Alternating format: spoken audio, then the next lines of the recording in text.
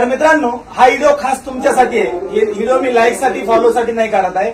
प्रत्येक bus driver असो, कुठलाही ड्रायव्हर असू द्या, कुठलीही गाडी चालू द्या, ज्यावेळेस गाडी चालवतो त्यावेळेस पाऊस असेल त्यावेळेस आपण वायपरचा उपयोग करतो.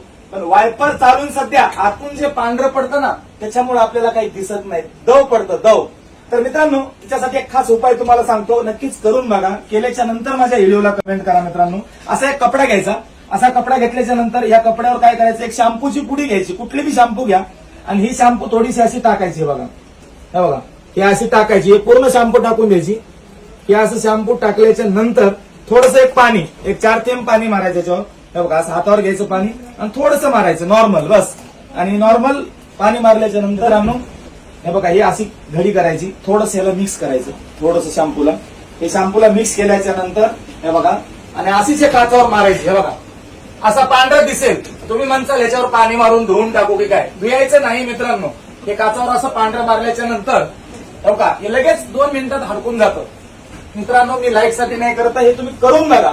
त्याच्यानंतर तुम्हाला कमीत कमी 2 तास अजिबात ह्याच्यावर दव येणार नाही, पांढरा पडणार नाही, काच एकदम चकाचक पुढे दिसेल. पुढून तर आपण वायपर चालू असतंच आपल्या गाडीचं.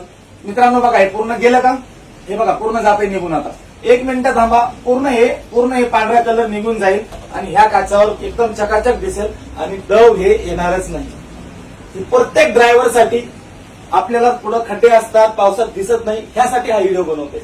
नक्कीच करून बघा, त्याच्यानंतर कमेंट करा.